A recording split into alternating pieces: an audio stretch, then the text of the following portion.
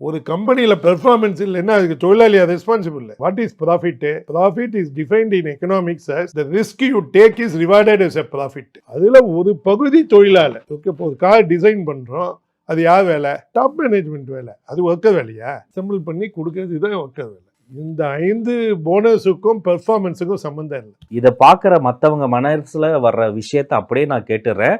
திரு சிவசங்கரன் கிட்ட காசு இருக்கு, அவர் கொடுப்பாரு வருஷத்துக்கு 5 போனஸ். மற்ற முதலாளிகள்லாம் இதை பார்த்து என்ன நினைப்பாங்க? அது நீங்க யோசிக்கணும்ல.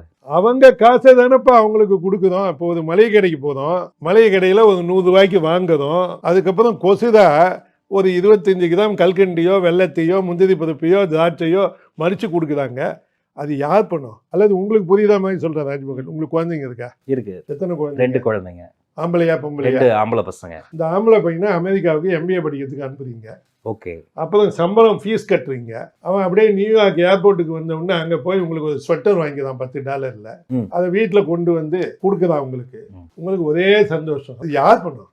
ராஜ்மோகன் பண்ணும். உங்க பணத்துல ஒரு பகுதியில ஒரு $10 கொடுத்து உங்க பையன் சொட்டர் வாங்கி கொடுத்தான். இந்த ஒர்க்கர்ஸ் உங்களுக்கு ஏர்ன் பண்ணி கொடுக்குறாங்க. அந்த ஏர்னிங்ல ப்ராஃபிட் வருது. அந்த ப்ராஃபிட்ல ஒரு பகுதியை அவங்களுக்கு காம்பன்சேஷனா கொடுக்குறோம். ஆக்சுவலா இந்த போனஸை நான் போனஸாவே நினைக்கல, காம்பன்சேஷனின் ஒரு பகுதி.